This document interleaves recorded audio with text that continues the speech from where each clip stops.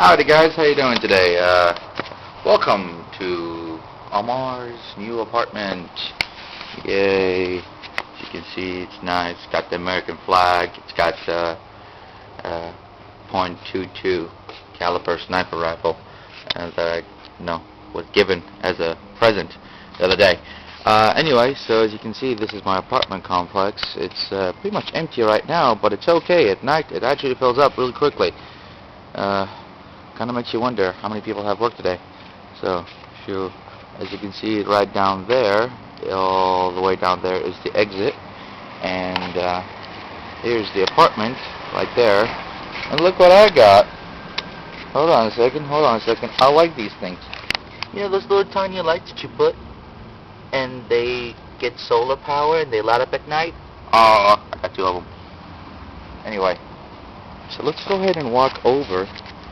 I'd like to go ahead and show you something. That's the trash right there and shit. Like, that's the exit over there. Alright, whoa.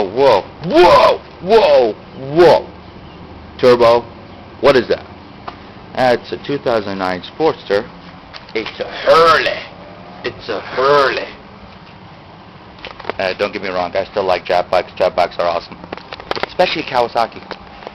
Anyway, as you can see, I pretty much did some remodeling. It's the 2009 1200 XL low, you know. And the thing about it is, it used to say 1200 right here, but I took it off. So, guess why I took it off? Can't figure out yet? I bought the cylinders to 1500, so it's not 1200 anymore, it's 1500. Now let's do a little walk around. First of all, I'd like to tell people, if you're going to buy yourself a Harley, do not buy spokes. Buy mags. Mag wheels are the best. Why do you think jab bikes use mag wheels? Mag wheels are the best. First of all, when you're driving a spoke wheel, let's just say it this way. One little tiny bump, and one of your spokes is going to come out of alignment. And that means your front tire will be out of alignment. And your dumbass yuppies don't know that how to fucking screw a wheel. And then they keep driving, and all of a sudden the front tire goes boom. And then they go to the Harley-Davidson dealership and say, why did my front tire fuck up? Well, because your dumbass didn't fucking know how to do wheel chewing on a spoke wheel. So that's why Harley-Davidson right now, they're trying to move into mag wheels only. You know, it looks like a spoke wheel, really. Looks like a spokes. But the thing about it is, it's mag. It's solid. It's not piece of shit spokes. I hate spoke wheels. Don't ever get spoke wheels. Believe me. I got the little thing. Yeah, let's go keep walking around. Oh, one more thing. If you're ever going to get any kind of Harley, the first thing I would recommend doing is change the grips. Because these grips are better. The stock grips actually are made out of rubber, which they don't tell you it's a low kind of rubber. And apparently when the rubber heats up, it decimates in your hand. And you get all black fingering and shit. So change the grips. The right grip is actually kind of hard to change, so you have to open the housing using this screw right here, and just not open it, just a little bit, unleash the screws, open it up, and you can see two cables. And I would definitely recommend use the manual for this. The service manual will tell you everything. Second thing is the left handlebar grip is actually kind of easy to use. It's you don't have to open the grip because there's no controls whatsoever. It's solid and it comes right out. The thing about it is, I definitely recommend get yourself one of those super crazy glues. The most craziest you can find, the Gorilla. I use Gorilla myself, and so it won't pop out, because the glue that you get from Harley-Davidson for some reason just sucks. Anyway, I haven't done anything really to the handlebar, except what I did was I opened the 4 screws right here and I lowered the handlebar toward me. So instead of being high, it's low now. So I guess it doesn't do anything to aerodynamics or anything like that. Everything's still the same. Really, that's about it for the right side, which I'm saving the mufflers for last. This I'd like to talk about in greater detail. On the left side, we got ourselves pretty much the cylinders and the tranny case and whatnot. And here's another thing I like to tell people about. Pegs. Most Harley guys who live in cities, they prefer highway pegs, but let me just remind you about this.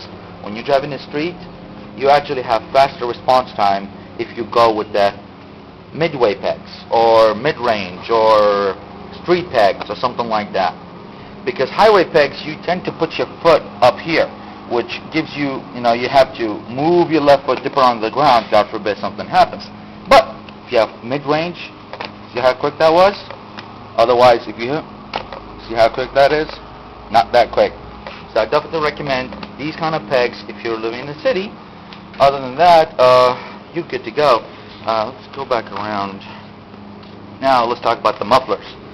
These are not Screaming Eagle, or the Screaming Beagles, or the Squawking Chickens.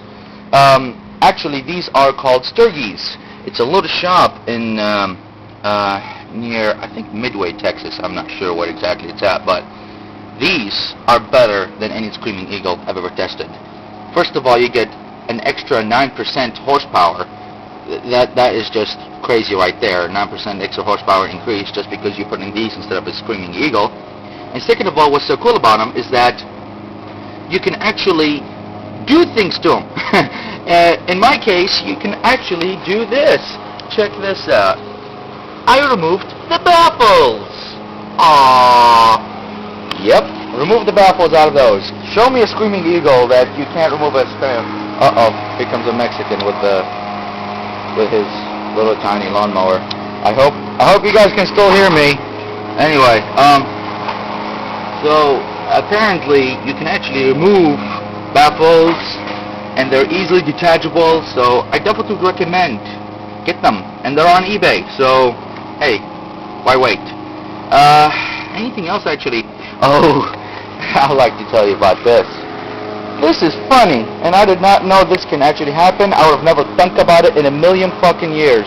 But apparently, about a month ago, my rear brake light, not the brake itself, the rear brake light, when you push the rear brake and the light would come on, it went out. At first I thought it's an electrical problem, and it's true, it is an electrical problem. The thing about it is I didn't want to get my multimeter and open the seat up and check every goddamn connection in there for, ohms, resistance, or amps, or whatever the fuck I'm checking for. So, apparently, it's a little tiny switch right here and whatnot. I'm like, okay, I knew about the switch, so I said I'll change it whenever I want. Not 2 or 3 weeks after that, my rear brake completely lost goddamn pressure. Literally lost pressure. This little thing actually drops all the way down. It had almost 3 inches worth of slack, which made me realize something gotta be goddamn wrong. Now, the thing about my school is that they have all sorts of instructors from everywhere, from Yamaha, Kawasaki, and here comes the Mexican with the... Oh shit, alright. Alright, hold on a sec, let him go by, I hope. Anyway,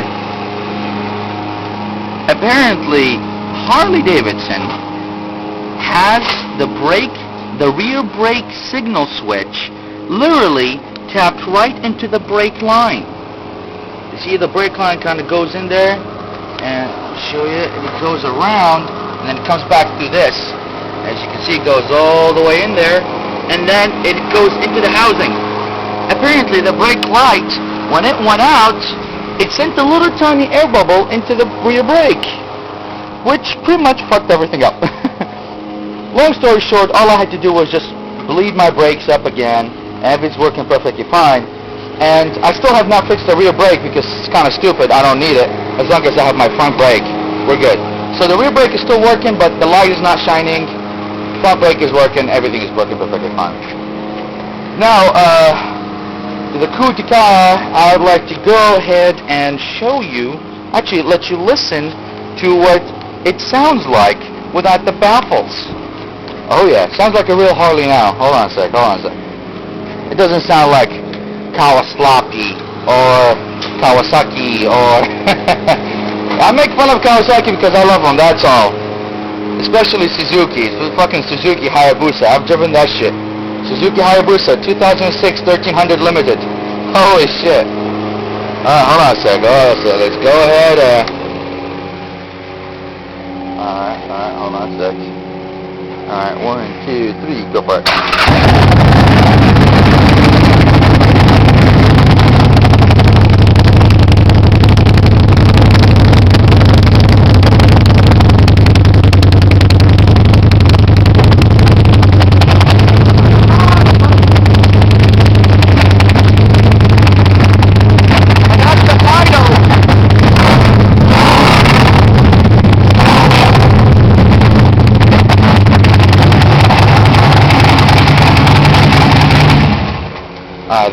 That's enough. My neighbor's starting to hurt me now, so. Yeah, my neighbors kind of hate me now because apparently I'm too loud for them. I told them to go fuck themselves.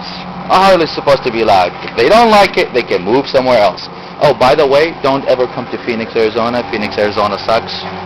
Yeah, it sucks. You would think there's going to be less illegal immigrants, but no, apparently there's more. There's one right there, one right there.